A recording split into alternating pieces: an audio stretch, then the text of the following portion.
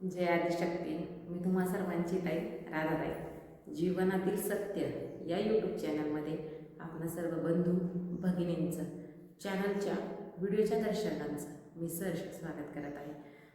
ज्या पद्धतीने आजपर्यंत तुमच्या छोट्या छोट्या प्रश्नांचं मी निरसन घेऊन आलेले आहे आणि त्याने तुम्ही समाधान होत आहात, त्याच पद्धतीने आजही तसाच आणि अत्यंत गरजेचा महत्त्वाच्या विषयावरती आपण बोलणार आहोत. त्यापूर्वी तुम्ही सर्व जर माझे चॅनल पाहत असाल तर चॅनलला सबस्क्राईब करायचं आहे. व्हिडिओ आवडल्यास व्हिडिओला लाईक करायचं आहे आणि तुमच्यासारखाच एखादा जर गरजवंत असेल ज्याला ह्या व्हिडिओची खरी गरज आहे त्याच्यापर्यंत हा व्हिडिओ शेअर करण्याची दैवी सेवा तुम्ही करायची आहे. बघा तर मला सतत मॅसेज किंवा कॉलही येतात किंवा कमेंटद्वारे पण हा प्रश्न विचारला जातो की ताई तुम्ही ज्ञानमाळ करता का किंवा तुम्ही दीक्षा देता का, आणि देत असाल तर मला तुमचा खर्च कळेल का किंवा तुमची फी समजेल का. म्हणजे पहा किती विचार करण्याची गोष्ट आहे. आज समाजामध्ये आपल्या आयुष्यातला सगळ्यात महत्त्वाचा पॉईंट म्हणजे गुरु ठिकाण आहे. आणि गुरु करत असताना म्हणजे हे पाऊल उचलत असताना अक्षरशः आपण बऱ्याच ठिकाणी वाचले ऐकले किंवा म्हणजे माहिती पण आहे आपल्या ज्ञानानुसार की गुरु करणं किती गरजेचं आहे. गुरु नाही तर आयुष्याला गती नाही, मोक्ष नाही, मुक्ती नाही, काय असेल ते ज्याच्या त्याच्या पद्धतीने ज्याला त्याला ह्या स्थानाचं महत्त्व आहे. आणि गुरु हा संचारच किंवा वारं चालल्यानंतर करावा लागतो असं काही नसतं. सर्वसाधारण व्यक्ती कोणत्याही संप्रदायाचा कोणत्याही अवस्थेत कोणीही गुरु करू शकतो. ज्ञान मिळणारं ठिकाण, मार्गदर्शन मिळणारं ठिकाण थोडक्यात आपलं गुरुस्थान असतं. मग आपण कुठल्याही चॅनलवरती समर्पित होऊ शकतो.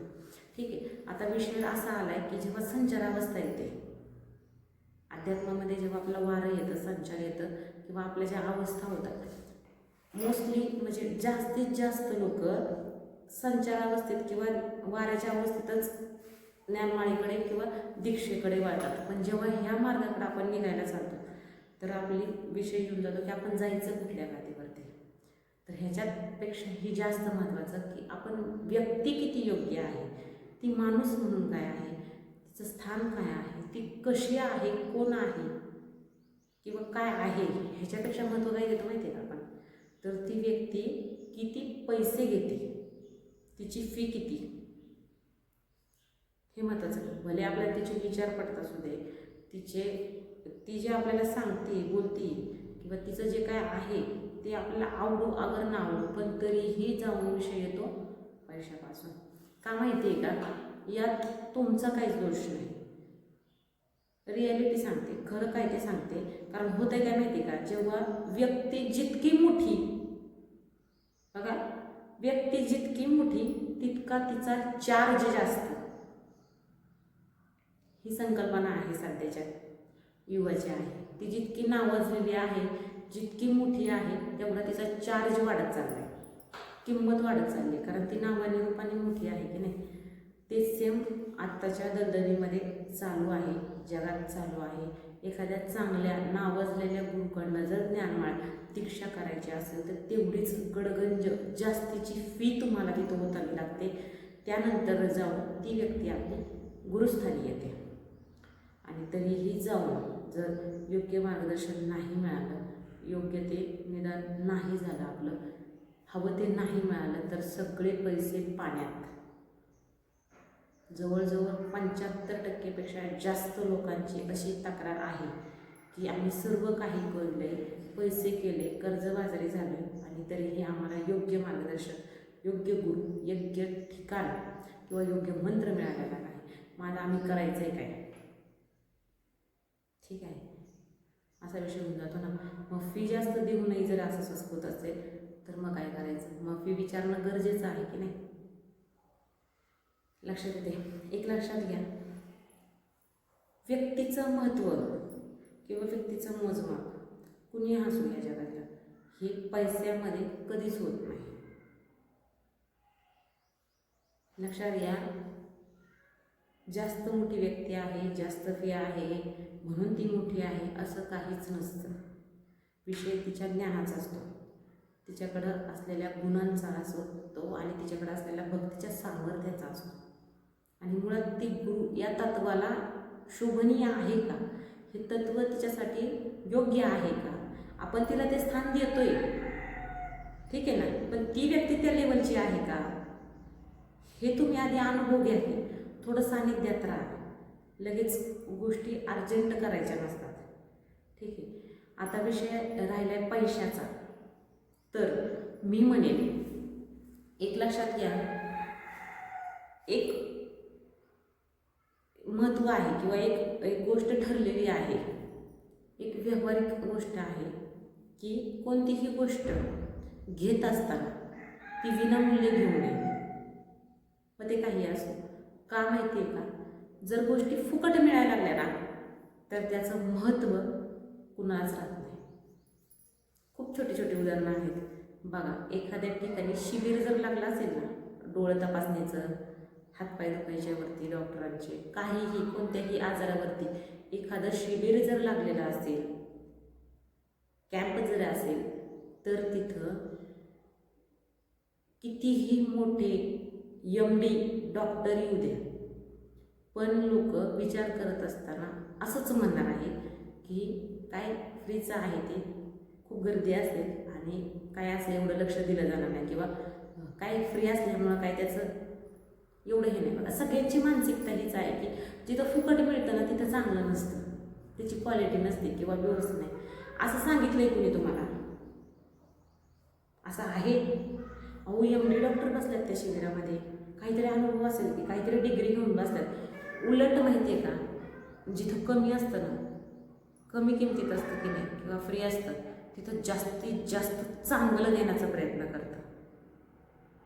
प्रयत्न होतो आणि खरं आणि प्युअर त्याच ठिकाणी असतं. मला असं नाही म्हणायचं याचा अर्थ की तुम्हाला फ्रीमध्ये जे मिळेल तेच बेस्ट असतं. मुळात जिथं शिबिर असतं ना तिथं पण एक त्याचा योग्य मोबदला घेऊनच तुम्हाला त्या शिबिरात प्रवेश दिला जातो. अवघी किरकोळ अल्प फी असते आणि त्यानंतरच तुम्हाला त्या शिबिरात घेतलं जातं. का माहिती का, कोणतीच गोष्ट फुकट घ्यायची नसते, ती पचतही नाही आणि ती टिकतही नाही आणि त्याचं महत्त्वही नसतं. त्यामुळे एक लक्षात घ्या, अगदीच लाखांनी गुंडाळले जा असं माझं म्हणणं नाही आहे, पण फी ही असावी, ठराविक काही शुल्क हा असायलाच हवा आणि आत्ताच्या गर्दीमध्ये गरजेचं आहे. कारण फ्रीमध्ये जे मिळतं ना लोकांना त्याचं महत्त्व नसतं. आज आहे तर उद्या नाही, माणसाची मानसिकता आहे बघा.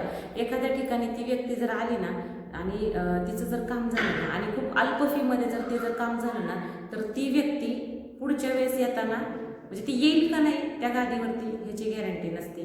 त्यामुळे काय करायचं आहे की तुम्ही योग्य तो मोबदला देऊन, म्हणजे फुकट असं काहीच घ्यायचं नाही आणि योग्य त्या ठिकाणी योग्य त्या व्यक्तीच्या सहवासात जाऊन काही काळ देऊन घाई न करता गेनमाळ दीक्षा करायची आहे.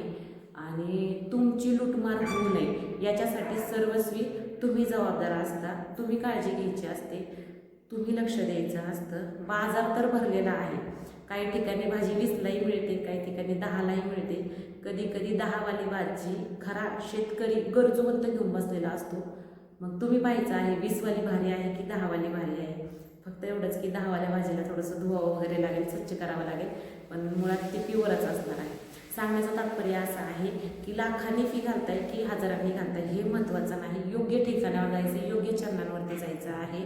तुमची फसवणूक होता कामा नाही आणि फ्रीमध्ये काही घ्यायचं नाही. योग्य मोबदला दिल्यानंतरच तुम्ही ज्ञानमाळ दीक्षा घ्यायची आहे. कारण आत्ताच्या जगामध्ये पाणीही देखील विकतच मिळतं, फ्री मिळत नाही. अक्षरशः फ्रीचं पाणी घेतल्यानंतर ते खूप काळ पचणार नाही, जड जाईल, आजारी पडण्याची शक्यता असते.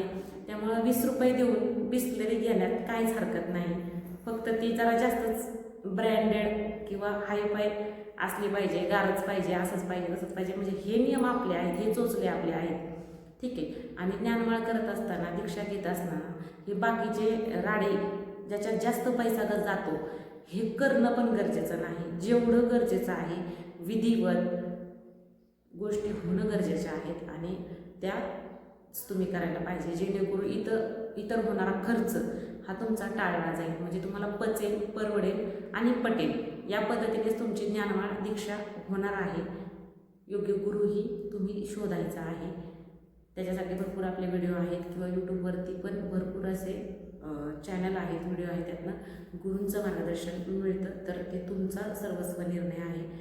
तर पहा, आजचा व्हिडिओ जर सर्वांना आवडला असेल तर व्हिडिओला लाईक करायचा आहे, चॅनलला सबस्क्राईब करायचं आहे. जास्तीत जास्त जणांपर्यंत हा व्हिडिओ पोचेल यासाठी व्हिडिओ शेअर करण्याची दैवी सेवा मात्र सर्वांनी करायची आहे.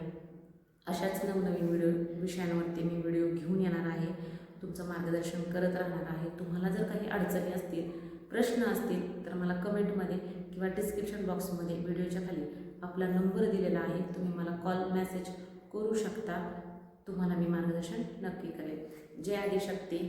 आदेश.